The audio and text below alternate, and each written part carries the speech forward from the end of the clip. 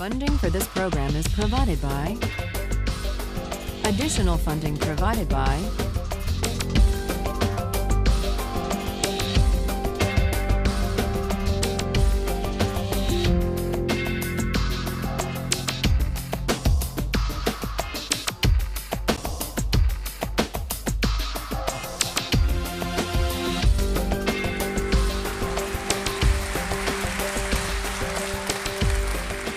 This is a course about justice, and we begin with a story.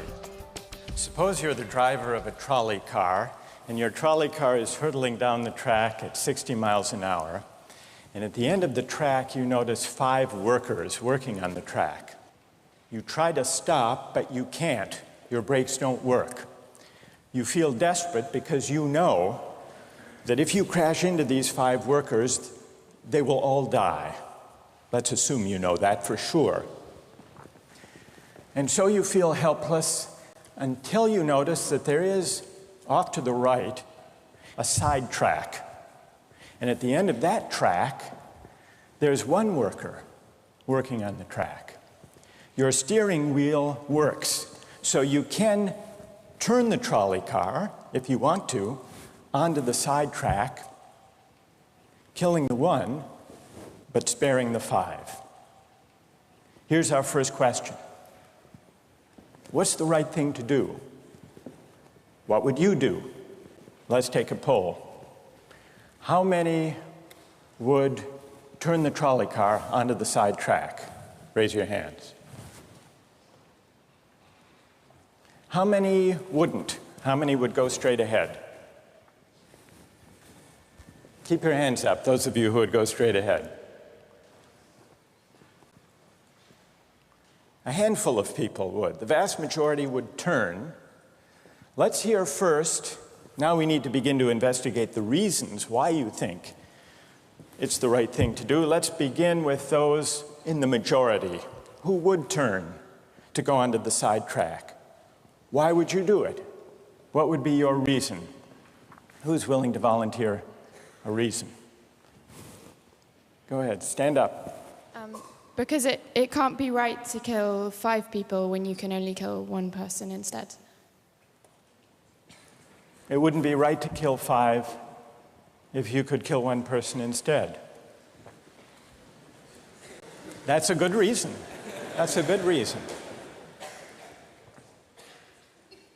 Who else? Does everybody agree with that reason? Go ahead. Well, I was thinking it's the same reason on 9/11. We regard the people who flew the plane into the Pennsylvania field as heroes because they chose to kill the people in the plane and not kill more people in big buildings. So the principle there was the same on 9/11. It's a tragic circumstance, but better to kill 1 and so that 5 can live? Is that the reason most of you had, those of you who would turn? Yes? Let's hear now from those in the minority, those who wouldn't turn. Yes? Well, I think that's the same type of mentality that justifies genocide and totalitarianism. In order to save one type of race, you wipe out the other. So what would you do in this case? You would, to avoid the horrors of genocide, you would crash into the 5 and kill them? Presumably, yes. You? Yeah. Okay, who else? That's a brave answer. Thank you. Let's consider another trolley car case and see whether those of you in the majority want to adhere to the principle, better that 1 should die so that 5 should live. This time you're not the driver of the trolley car, you're an onlooker.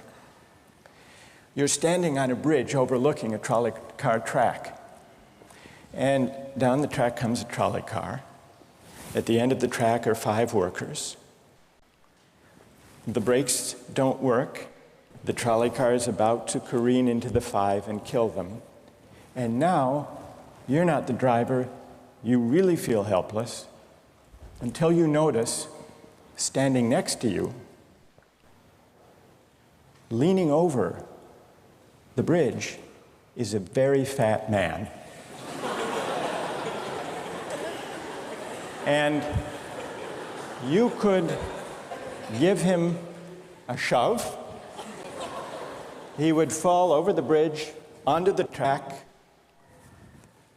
right in the way of the trolley car. He would die, but he would spare the 5. Now,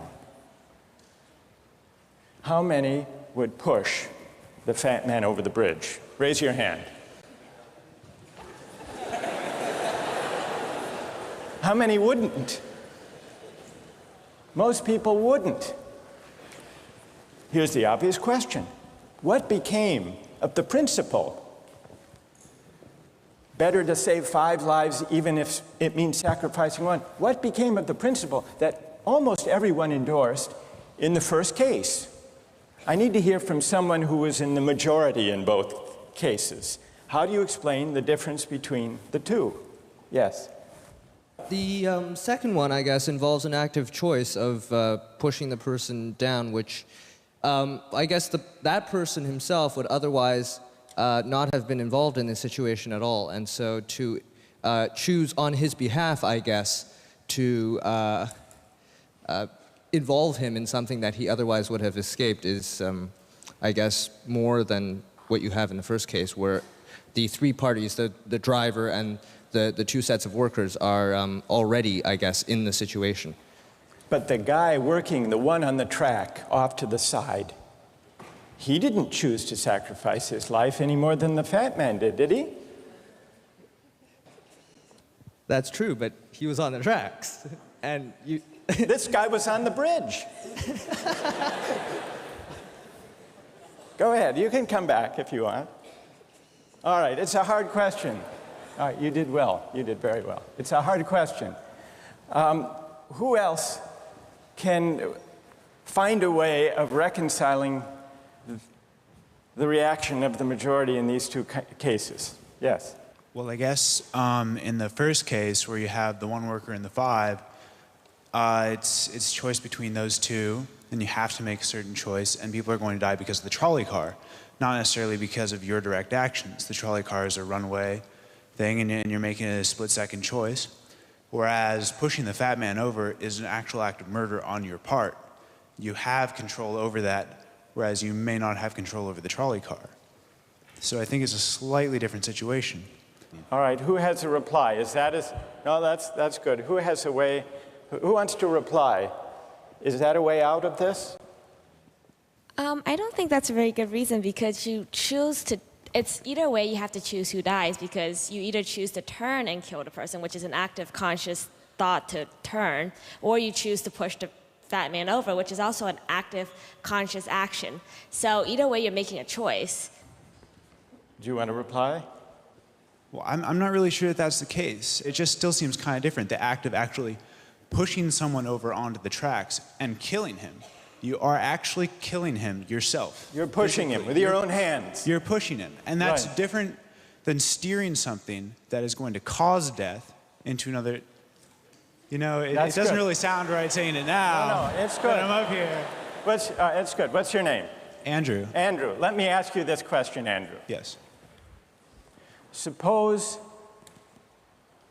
standing on the bridge next to the fat man, I didn't have to push him. Suppose he were standing over a trap door that I could open by turning a steering wheel like that.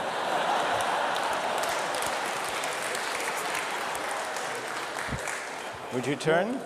For some reason, that still just seems more wrong. Right? I mean, maybe if you accidentally leaned into the steering wheel or something like that.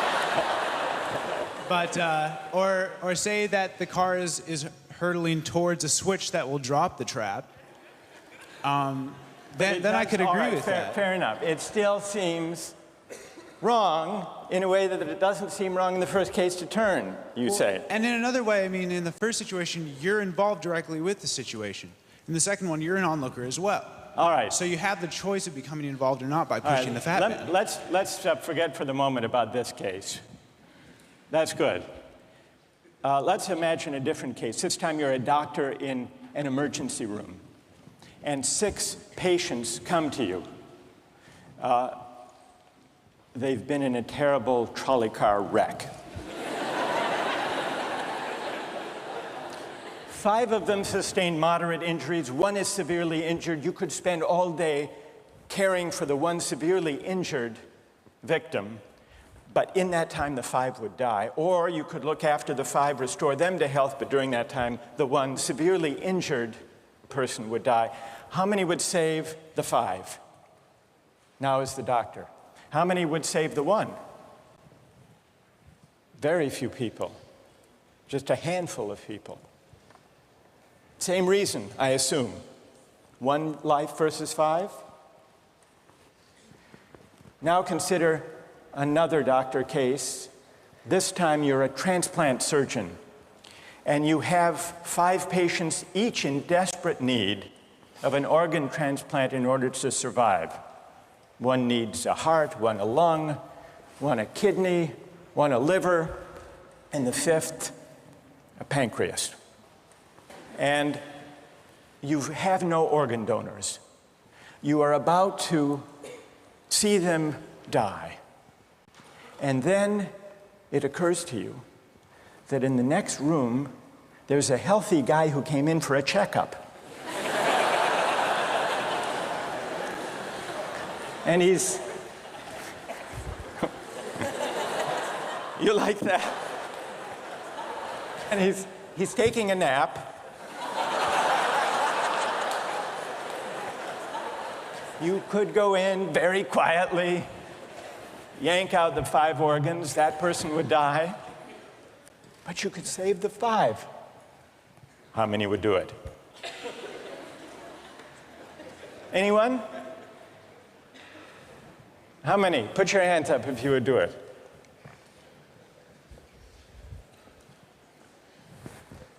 Anyone in the balcony? You would? Be careful, don't lean over too much. What? How many wouldn't? All right, what do you say? Speak up in the balcony, you who would yank out the organs. Why?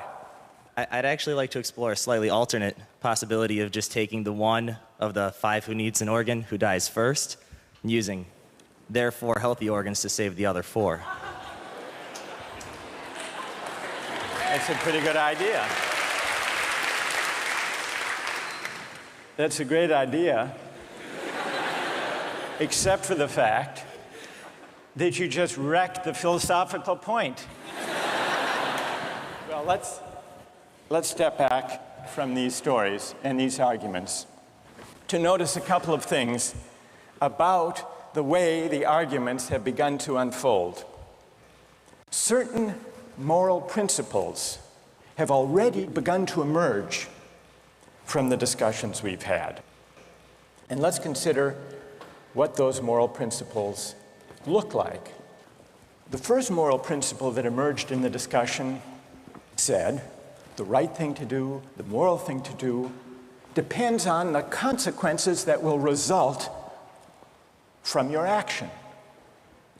At the end of the day, better that 5 should live, even if 1 must die. That's an example of consequentialist moral reasoning. Consequentialist moral reasoning locates morality in the consequences of an act, in the state of the world that will result from the thing you do.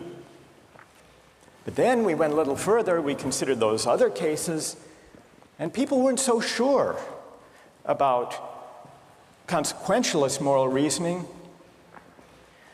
When people hesitated to push the fat man over the bridge or to yank out the organs of the innocent patient, people gestured toward reasons having to do with the intrinsic quality of the act itself.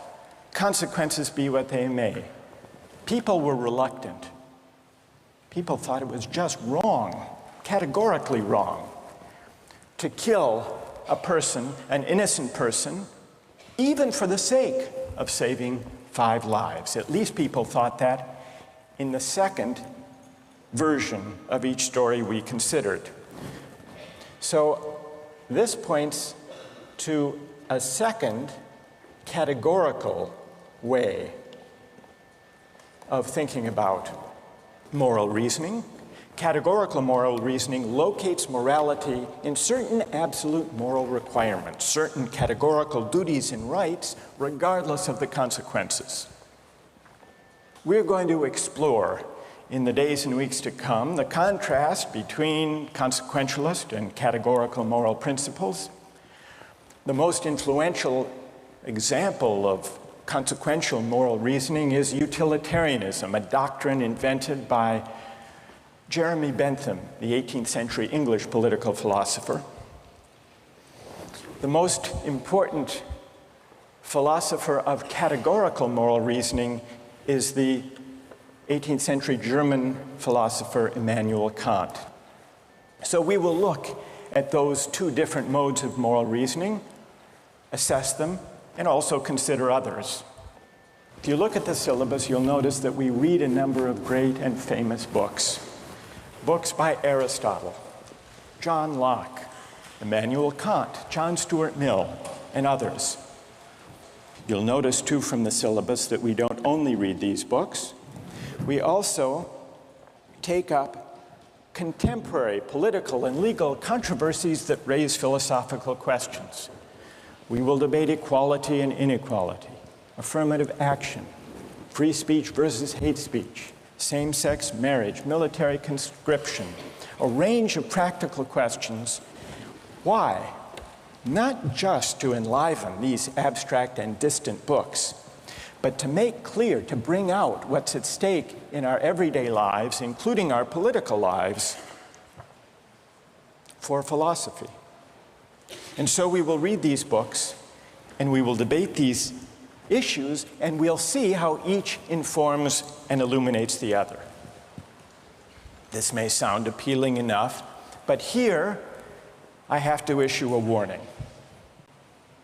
And the warning is this: to read these books in this way, as an exercise in self-knowledge, to read them in this way carries certain risks. Risks that are both personal and political. Risks that every student of political philosophy has known. These risks spring from the fact that philosophy teaches us and unsettles us by confronting us with what we already know. There's an irony. The difficulty of this course consists in the fact that it teaches what you already know. It works by taking what we know from familiar, unquestioned settings and making it strange. That's how those examples worked. The hypotheticals with which we began, with their mix of playfulness and sobriety. It's also how these philosophical books work. Philosophy estranges us from the familiar, not by supplying new information, but by inviting and provoking a new way of seeing. But, and here's the risk, once the familiar turns strange, it's never quite the same again. Self-knowledge is like lost innocence. However unsettling you find it, it can never be unthought or unknown. What makes this enterprise difficult, but also riveting, is that moral and political philosophy is a story, and you don't know where the story will lead, but what you do know is that the story is about you. Those are the personal risks. Now what of the political risks?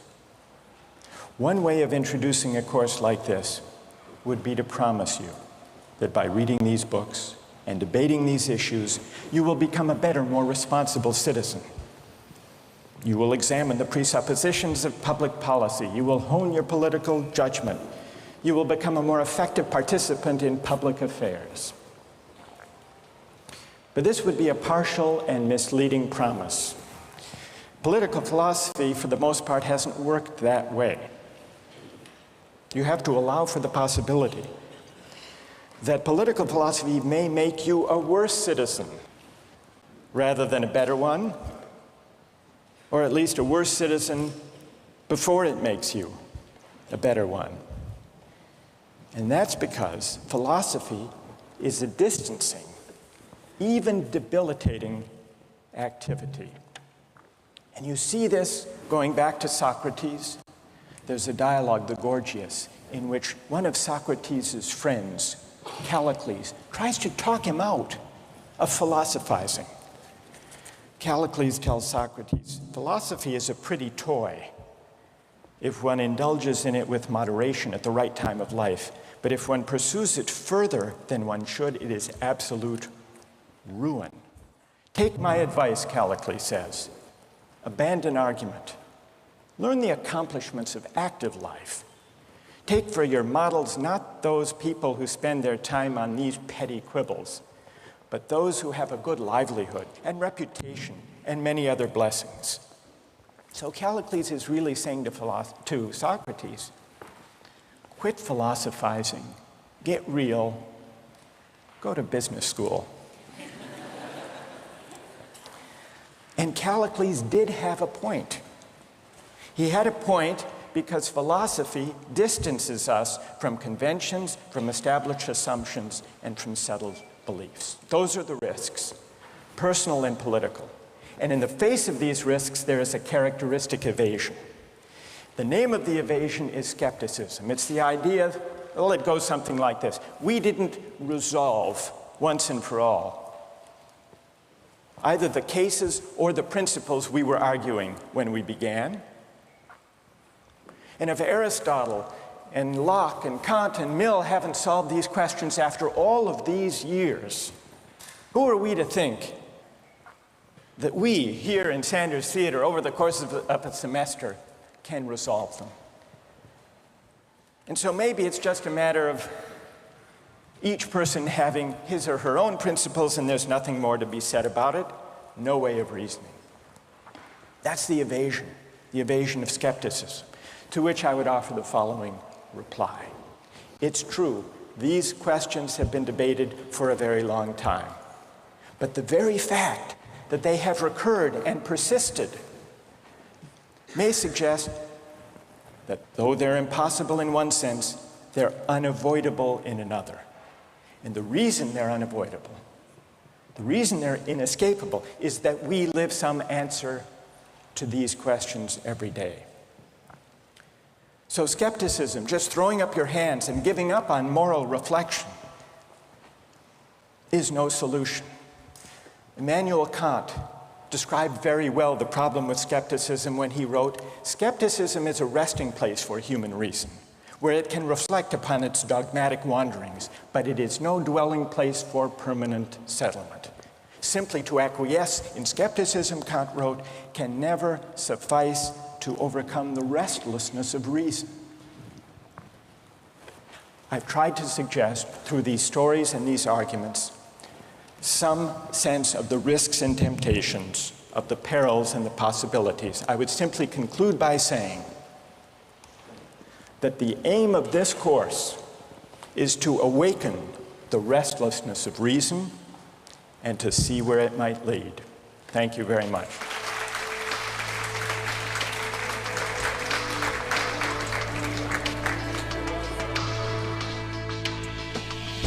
Like, in a situation that desperate, you have to do what you have to do to survive. You have to do what you have to do. You got to do what you got to do, pretty much. If you've been going 19 days without any food, you know, someone just has to take the sacrifice. Someone has to make the sacrifice, and people can survive. All right, that's good. What's your name? Marcus. Marcus. What do you say to Marcus?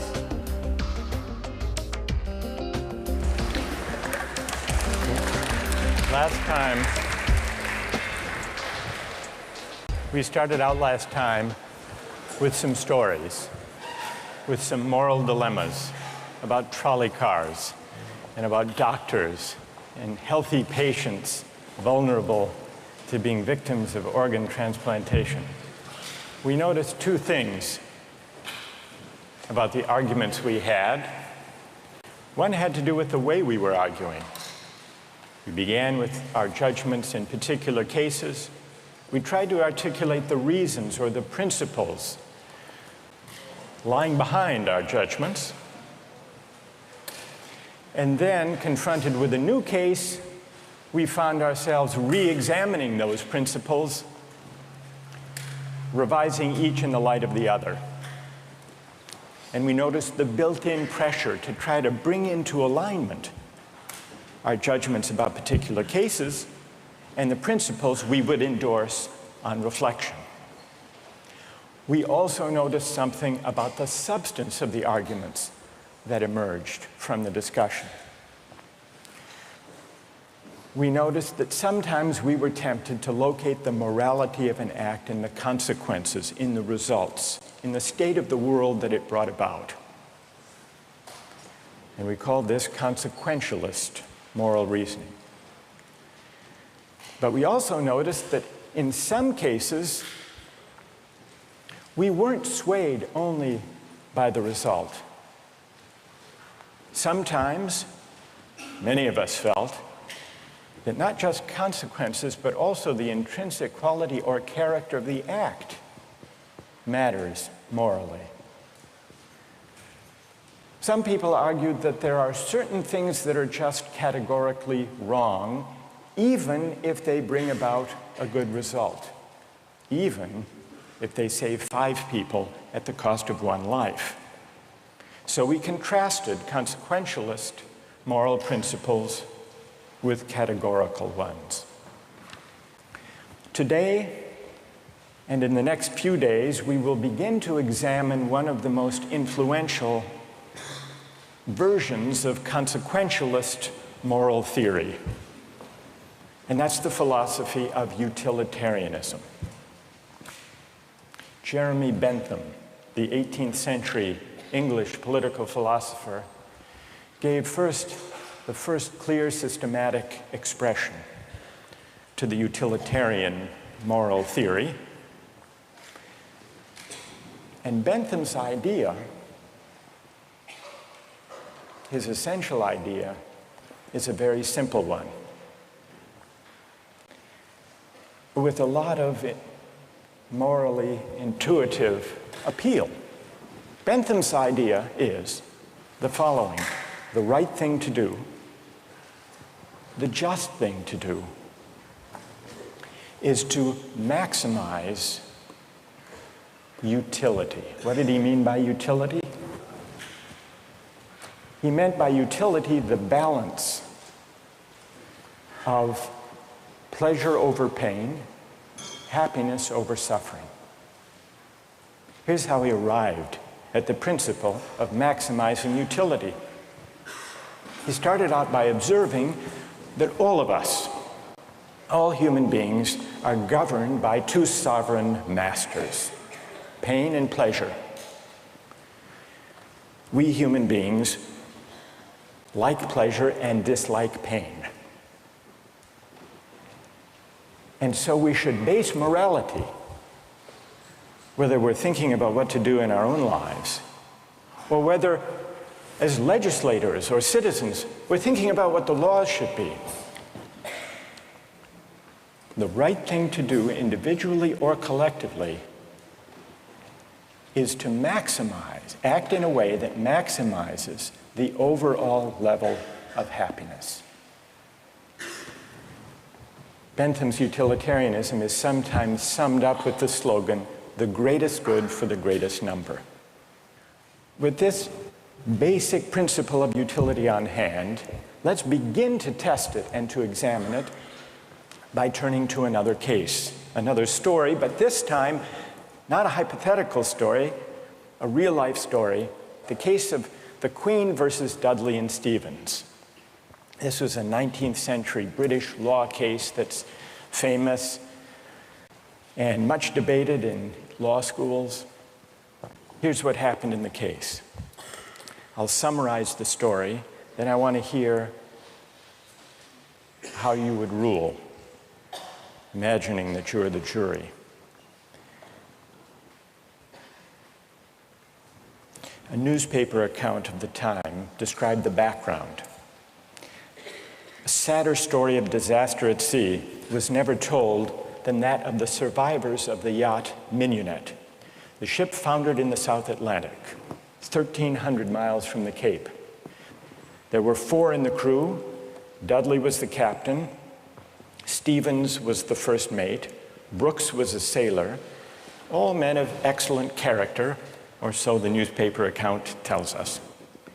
The 4th crew member was the cabin boy, Richard Parker, 17 years old.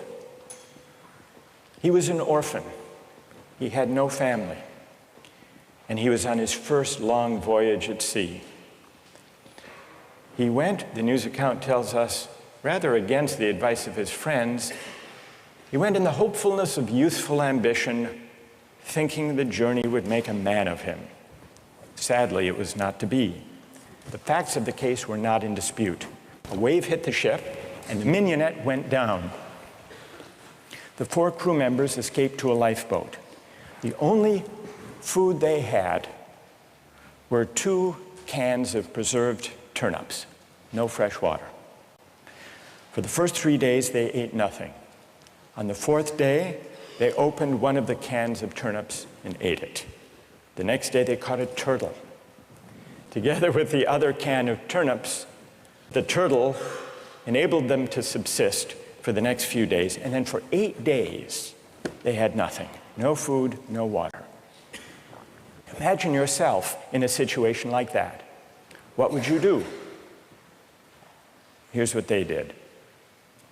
By now, the cabin boy, Parker, is lying at the bottom of the lifeboat in the corner because he had drunk seawater against the advice of the others, and he had become ill, and he appeared to be dying.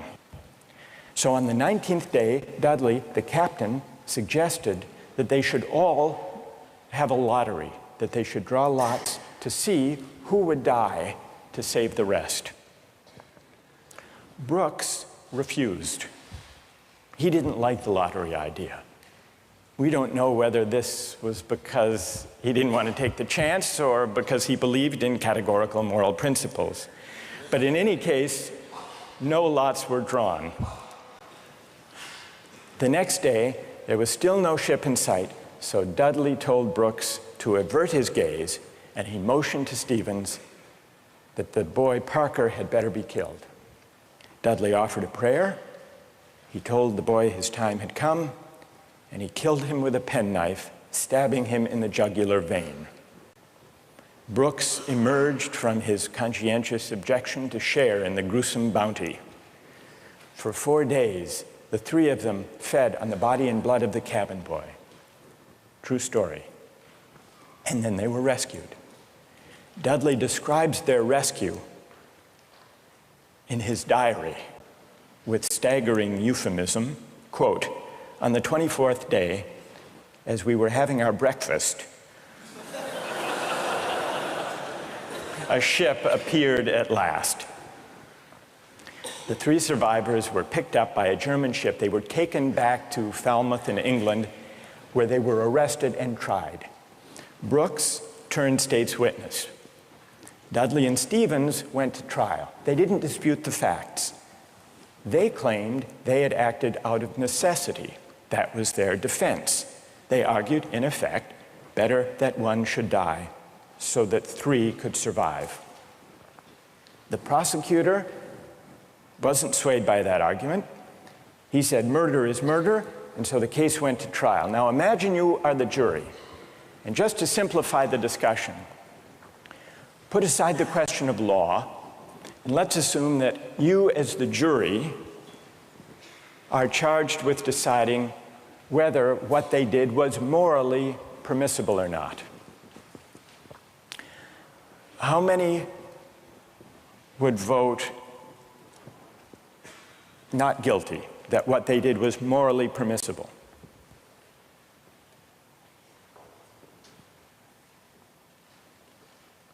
And how many would vote guilty? What they did was morally wrong.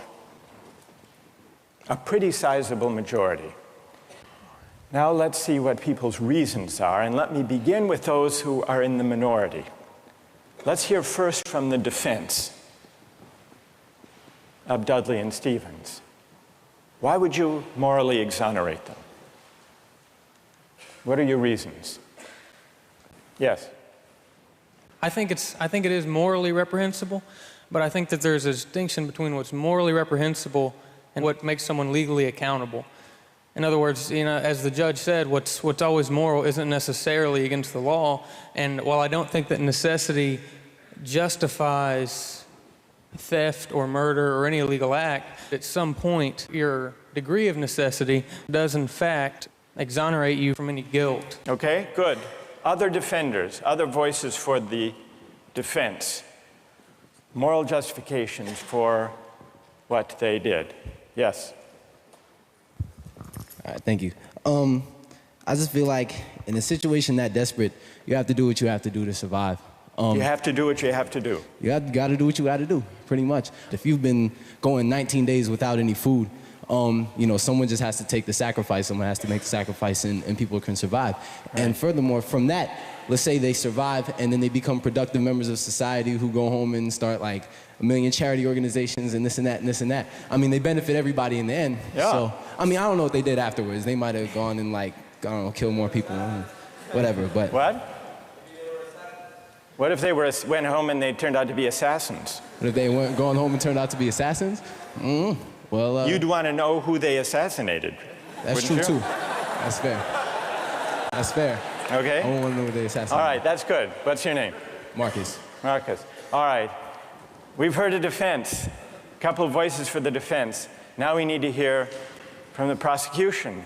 Most people think what they did was wrong. Why? Yes. One of the first things that I was thinking was, if they haven't been eating for a really long time, maybe they're mentally affected, and so then that could be used as a defense, a possible argument that they weren't in the proper state of mind, they weren't making decisions they might otherwise be making, and if that's an appealing argument that you have to be in an altered mindset to do something like that, it suggests that people who find that argument convincing do think that they were acting immorally. But I want to know what you think. You defend them. You vote.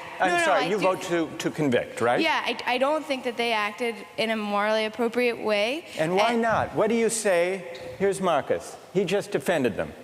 He said, you heard what he said. Yes. Yes. That you've got to do what you've got to do in a case like that. Yeah. What do you say to Marcus? That there's no situation that would allow human beings to take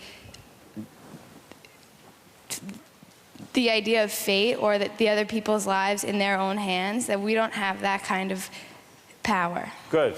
Okay. Thank you. And what's your name? Britt. Britt? Yes. Okay. Who else? What do you say? Stand up.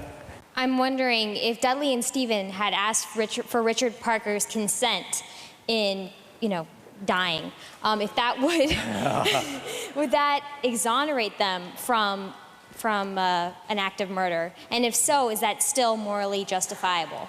That's interesting. All right, consent. Wait, hang on. What's your name? Kathleen.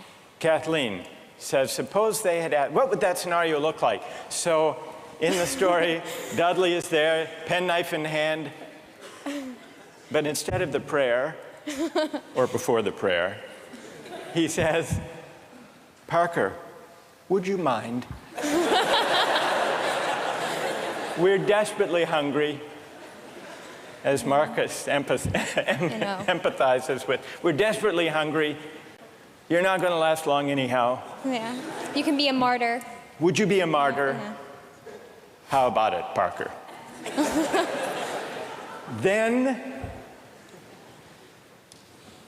Then what do you think? Would it be morally justified then? Suppose Parker, in his semi-stupor, says, okay. I don't think it would be morally justifiable, but I'm wondering even then it wouldn't be. No. You don't think that even with consent, it would be morally justified. Are there people who think, who want to take up Kathleen's consent idea and who think that that would make it morally justified. Raise your hand if it would, if you think it would. That's very interesting. Why would consent make a moral difference? Why would it? Yes. Well, I just think that if he was making his own original idea and it was his idea to start with, then that would be the only situation in which I would see it being appropriate in any way. Because that way you couldn't make the argument that he was pressured, you know, it's 3-to-1 or whatever the ratio was. Right. And I think that if he was making a decision to give his life, then he took on the agency to sacrifice himself, which some people might see as admirable, and other people might disagree with that decision. So if he came up with the idea, that's the only kind of consent we could have confidence in morally, then it would be okay. Otherwise, it would be kind of coerced consent under the circumstances, you think. Is there anyone who thinks that even the consent of Parker would not justify their killing him? Who thinks that? Yes, tell us why. Stand up. I think that Parker would be killed with the hope that the other crew members would be rescued. So there's no definite reason that he should be killed because you don't know when they're going to get rescued. So if you kill him, it's killing him in vain. Do you keep killing a crew member until you're rescued and then you're left with no one? Because someone's going to die eventually. Well, the moral logic of the situation seems to be that they would keep on picking off the weakest, maybe, one by one, until they were rescued. And in this case, luckily, they were rescued when 3 at least were still alive. Now, if Parker did give his consent, would it be all right, do you think, or not? No. No. It still wouldn't be right. And tell us why it wouldn't be all right. First of all, cannibalism, I believe, is morally incorrect. So you shouldn't be eating a human anyway. So cannibalism is morally objectionable as such. So then, even on the scenario of waiting until someone died, still it would be objectionable. Yes, to me personally. I feel like it all depends on one's personal morals. And like we can't sit here and just, like this is just my opinion. Of course, other people are going to disagree. But well, we'll see. Let's see what their disagreements are, and then we'll see if they have reasons that can persuade you or not. Let's try that. All right. Let's, now, is there someone who can explain, those of you who are tempted by consent, can you explain why consent makes such a moral difference? What about the lottery idea? Does that count as consent? Remember, at the beginning, Dudley proposed a lottery. Suppose that they had agreed to a lottery, then how many would then say it was all right? Suppose there were a lottery, cabin boy lost, and the rest of the story unfolded. Then how many people would say it was morally permissible? So the numbers are rising if we had a lottery. Let's hear from one of you for whom the lottery would make a moral difference. Why would it? I think the essential element in my mind that makes it a crime is the idea that they decided at some point that their lives were more important than his, and that, I mean, that's kind of the basis for really any crime, right? It's like my needs, my desires are more important than yours, and mine take precedent. And if they had done a lottery where everyone consented that someone should die, and it's sort of like they're all sacrificing themselves to save the rest. Then it would be all right. A little grotesque, but... But morally permissible? Yes. And what's your name? Matt. So, Matt, for you, what bothers you is not the cannibalism, but the lack of due process. I guess you could say that. Right? And can someone who agrees with Matt say a little bit more about why a lottery would make it, in your view, morally permissible? Go ahead. The way I understood it originally was that was the whole issue, is that the cabin boy was never consulted. about whether or not something was going to happen to him, even with the original lottery, whether or not he would be a part of that. It was just decided that he was the one that was going to die. Right, that's what happened in the actual case. Right. But if there were a lottery and they'd all agreed to the procedure, you think that would be okay? Right, because then everyone knows that there's going to be a death. Whereas, you know, the cabin boy didn't know that this discussion was even happening. There was no, you know, forewarning for him to know that, hey, I may be the one that's dying. All right, now suppose everyone agrees to the lottery, they have the lottery, the cabin boy loses, and he changes his mind. You've already decided. It's like a verbal contract. You can't go back on that. You've decided, the decision was made. You know, if you know that you're dying for the, you know, the reason for others to live, you would, if someone else had died, you know that you would consume them, so that's right. But then he could say, I know, but I lost. I just think that that's the whole moral issue, is that there was no consulting of the cabin boy, and that that's what makes it the most horrible, is that he had no idea what was even going on. That had he known what was going on, it would be a bit more understandable. All right, good. Now I want to hear, so there are some who think it's morally permissible, but only about 20%, led by Marcus. Then there are some who say the real problem here is the lack of consent, whether the lack of consent to a lottery, to a fair procedure, or, Kathleen's idea, lack of consent at the moment of death. And if we add consent, then more people are willing to consider the sacrifice morally justified. I want to hear now, finally, from those of you who think even with consent, even with a lottery, even with a final murmur of consent by Parker at the very last moment, it would still be wrong. And why would it be wrong? That's what I want to hear. Yes? Well, the whole time I've been leaning all towards the categorical moral reasoning, and I think that there's a possibility I'd be okay with the idea of a lottery and then the loser taking it into their own hands to kill themselves, so that there wouldn't be, you know, an act of murder. But I still think that even that way it's coerced, and also I don't think that there's any remorse. Like in Dudley's diary, we were eating our breakfast. It seems as though he's just sort of like, you know, the whole idea of not valuing someone else's life.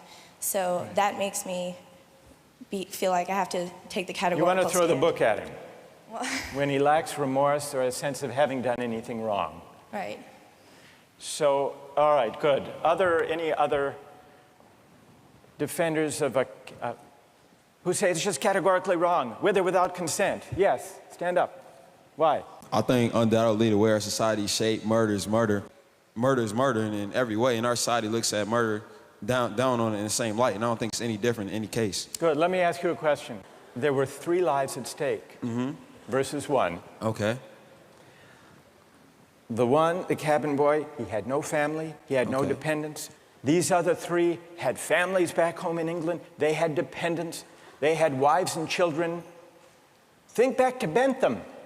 Bentham says we have to consider the welfare, the utility, the happiness of everybody. We have to add it all up. So it's not just numbers 3 against 1. It's also all of those people at home. In fact, the London newspaper at the time and popular opinion sympathized with them, Dudley and Stevens.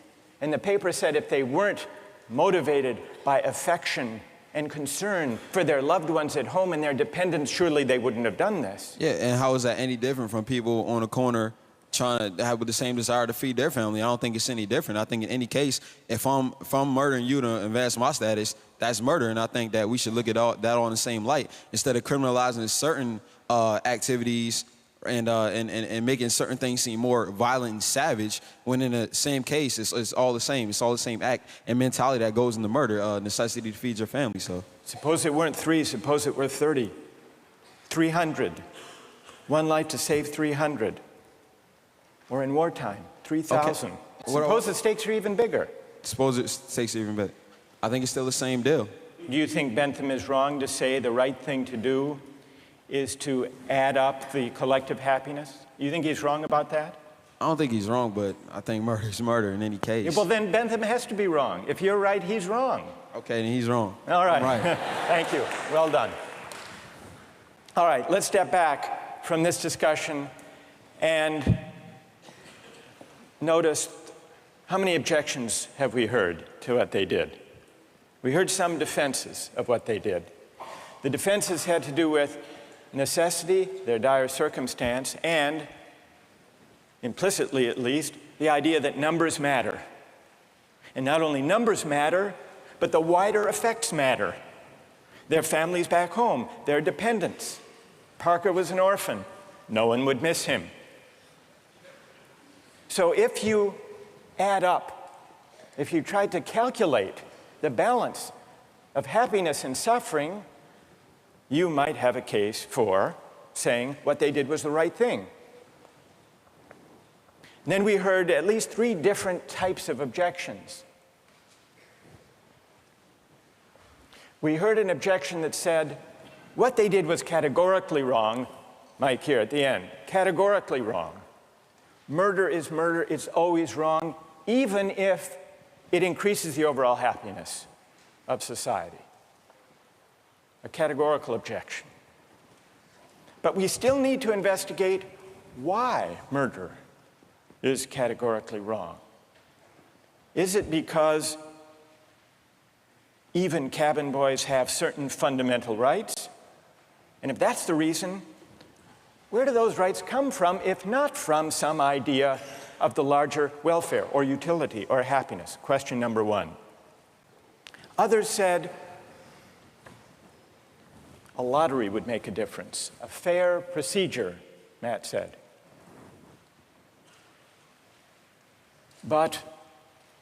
And some people were swayed by that. That's not a categorical objection exactly. It's saying everybody has to be counted as an equal, even though at the end of the day, one can be sacrificed for the general welfare. That leaves us with another question to investigate. Why does agreement to a certain procedure, even a fair procedure, justify whatever result flows from the operation of that procedure? Question number 2. And question number 3, the basic idea of consent. Kathleen got us onto this. If the cabin boy had agreed himself, and not under duress, as was added, then it would be all right to take his life to save the rest. And even more people signed on to that idea. But that raises a third philosophical question. What is the moral work that consent does? Why does an act of consent make such a moral difference that an act that would be wrong, taking a life without consent, is morally permissible with consent? To investigate those 3 questions, we're going to have to read some philosophers. And starting next time, we're going to read Bentham and John Stuart Mill, utilitarian philosophers. Don't miss the chance to interact online with other viewers of Justice. Join the conversation, take a pop quiz, watch lectures you've missed, and learn a lot more. Visit justiceharvard.org. It's the right thing to do.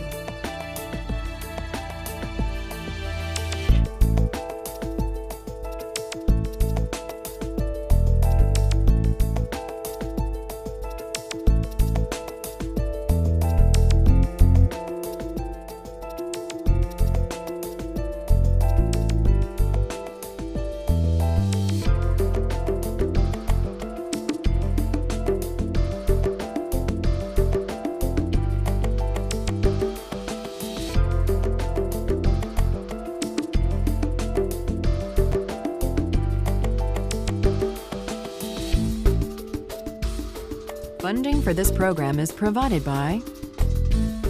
Additional funding provided by